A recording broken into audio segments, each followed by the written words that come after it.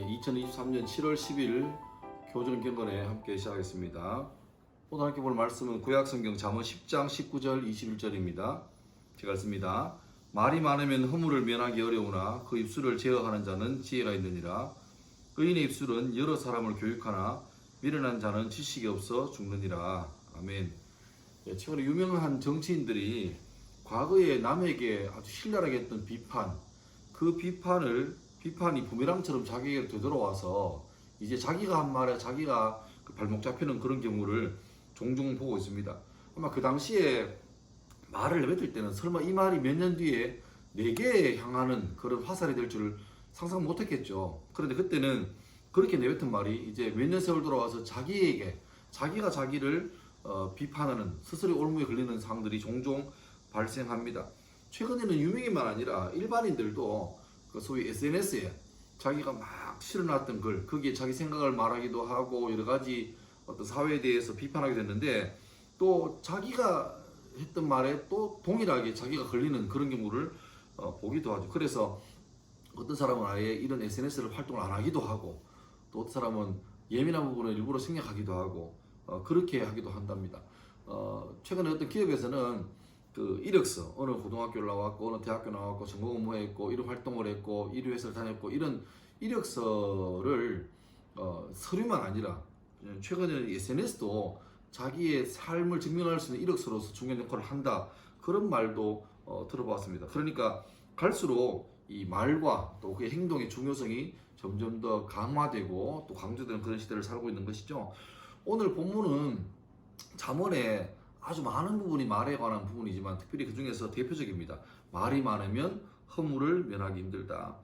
그리고 의인과 미련한 자를 비교하면서 이 말 때문에 어떤 사람은 미련한 자와 의인이 쓰는 말 자체가 다르다, 그렇게 표현되어 있죠. 그런데 동시에 그 사람이 하는 말 때문에 그 말이 그 사람을 의인으로 때로는 미련한 자로 이렇게 가르는 기준이 되기도 하는 의미도 될 겁니다.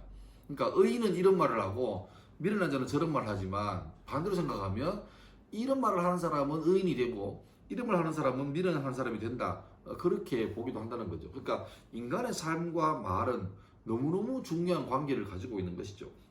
그러니까 말이 많으면 아무래도 실수하기가 쉽죠. 예.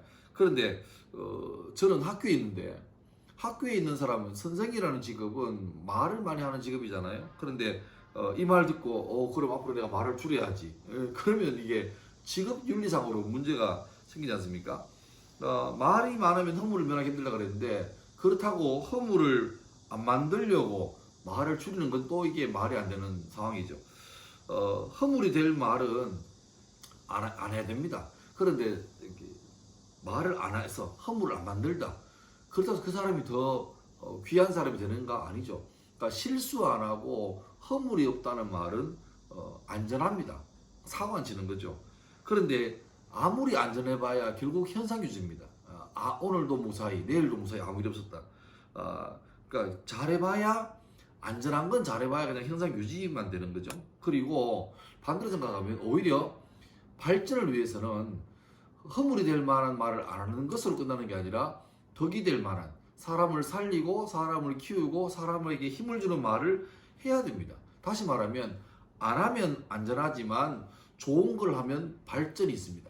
그래서 안 하는 걸로 만족하지 말고, 그러니까 복지부동, 탁상공동 이런 걸로 잘해봐야 안전한 것, 거기에서만 머물지 말고 좀 고민하고 신경 써서 할수록 좋은 것, 할수록 살리는 것, 할수록 능력 있는 것을 많이 거기에 몰입하고 시간을 투자할수록 그의 인생의 가치는 올라가는 거죠. 그래서 우리에게 물리적으로 똑같이 24시간이 주어졌고 1년 365일이 주어졌는데 이 시간을 안전에만 몰빵하지 말고 발전하는 것에, 성장시키고 사람을 세우고 살리는 것에 더 마음을 두고 시간을 할애하면 살아갈수록 그 사람의 가치는 점점 더 좋아질 것이고 많은 사람에게 존귀 여김 받을 겁니다. 아무쪼록 이번 한 주간도 안전하길 바랍니다. 그러나 안전에만 머물지 말고 발전하길 바랍니다.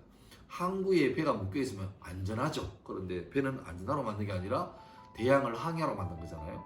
파도도 만나고 폭풍도 만나지만 뚫고 지나가야 목적지에 이르는 것처럼 여러분의 인생도 안전만 하지 말고 적극적으로 발전하고 덕을 세우는 까지 갈 수 있는 한 주 될 수 있기를 주님으로 축원합니다. 감사합니다.